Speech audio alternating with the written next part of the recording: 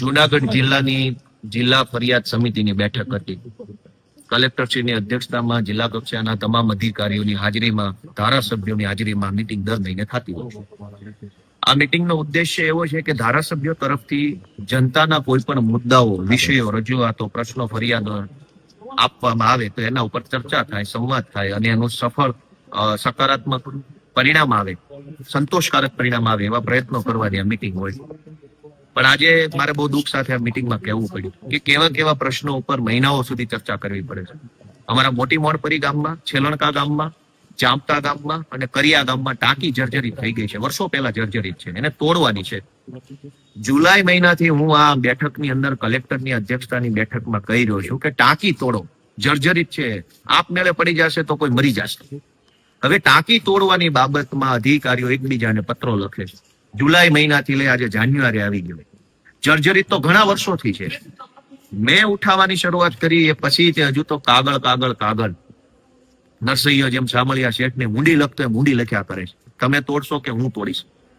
મેં આજે કીધું કે શરમનો વિષય છે કે કલેક્ટર, ધારાસભ્ય અને જિલ્લા કક્ષાના અધિકારીઓની હાજરીમાં એક ટાંકી તોડવા જેવી બાબતોની ચર્ચા કરવી પડે. એનો અર્થ એ છે કે આપણે કેટલી હદે પાછળ છીએ. દુનિયાના દેશો ક્યાં પહોંચ્યા ને આપણે ટાંકી તોડવા માટે કલેક્ટરની અધ્યક્ષતામાં મીટિંગ રાખી કે આ ટાંકી તોડશો કે કેમ. અને માત્ર ટાંકી તોડવાનો મુદ્દો નથી. ગુજરાત સરકારના પૂર્વ કેબિનેટ મંત્રીનું વતનનું ગામ કાલાવડ, વિસાવદર તાલુકાનું, ત્યાં ગ્રામ પંચાયત 6 વર્ષથી બને છે. 6 વર્ષથી એ બાંધકામ પૂરું નથી થતું. કોન્ટ્રાક્ટરો મનમાની કરી રહ્યા છે. અધિકારીઓ કોન્ટ્રાક્ટરોને કંઈ કહી નથી શકતા. કેબિનેટ મંત્રીના પોતાના વતનના ગામમાં ગ્રામ પંચાયત જ નથી. એ વાતની ગંભીરતા જિલ્લા વહીવટી તંત્રને છે નહીં. દરેક અધિકારી પાસે સામળિયા શેઠની હુંડી જેવો એક જવાબ છે, લખીને આપી દે. કોઈ નીચે લખીને આપે, કોઈ ઉપર લખીને આપે, કોઈ સાઈડમાં કે અમારામ નહીં તમારામાં આવે છે, તમારા વાળો કે અમારામ નહીં ઉપર આવે, ઉપર વાળો કે નીચે આવે, નીચે વાળો કે સાઈડમાં આવે છે. કેબિનેટ મંત્રી, પૂર્વ કેબિનેટ મંત્રીના ગામમાં ગ્રામ પંચાયત નથી. એ રાષ્ટ્રીય શરમનો વિષય હોવો જોઈએ. શું કામ? કે પંચાયતમાં તલાટી ક્યાં બેસતા હશે, રેકર્ડ ક્યાં રાખવામાં આવતું હશે, ગામજનોની બધી જે કઈ સુવિધા વ્યવસ્થા છે એનું શું થતું હશે? દોસ્તો, આજે આ મીટિંગની અંદર મેં ભેસાણ અને વિસાવદરની સહકારી મંડળીમાં જે ગોબાજાળી થઈ છે અને જે ખેડૂતોને ખોટી રીતે 7/12 બોજો પાડ્યો છે એને એનઓસી આપવામાં આવે એ મુદ્દા ઉપર રજૂઆત કરી છે. બીજું કે જે ખેડૂતોએ મંડળીઓની અંદર થાપણ મૂકી છે, ડિપોઝિટ, એને ડિપોઝિટ પાછી આપવામાં આવે એ મુદ્દાની રજૂઆત કરી છે.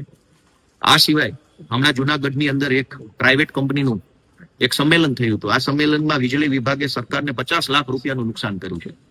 વીજળી વિભાગના દ્વારા ખોટી રીતે કોટેશનો કરી, ખોટી રીતે ડિપોઝિટો લઈ, એક જ સ્થળ ઉપર 4 કનેક્શનો આપી અને સરકારને મોટા પાયે નુકસાન કરવાનું કામ કર્યું છે. આ મીટિંગમાં એની ચર્ચા થઈ છે, પણ મુખ્ય અધિકારી હાજર નહોતા, એટલે આવતી મીટિંગમાં પ્રશ્નની રજૂઆત થવાની છે. આ સિવાય અમારા ભેસાણ તાલુકાના ગોરવિયાળી ગામે બ્લાસ્ટિંગ થવાના કારણે લીઝોની અંદર ગામજનોને ખૂબ તકલીફ પડી રહી છે. ઘરની અંદર તિરાડો પડી ગઈ છે, ખેતરોની અંદર ધૂળ ઉડવાથી પાક નથી પાકતો, એ બાબતની આજે રજૂઆત થઈ છે. અમારા ભેસાણ ગામની અંદર પાવર કટ ખૂબ થઈ રહ્યા છે. ભેસાણમાં સતત પાવર કાપ લાગી રહ્યો છે. ભેસાણમાં કારખાનાઓ ચાલે છે, ગીરાના, અન્ય બીજા કારખાનાઓ છે.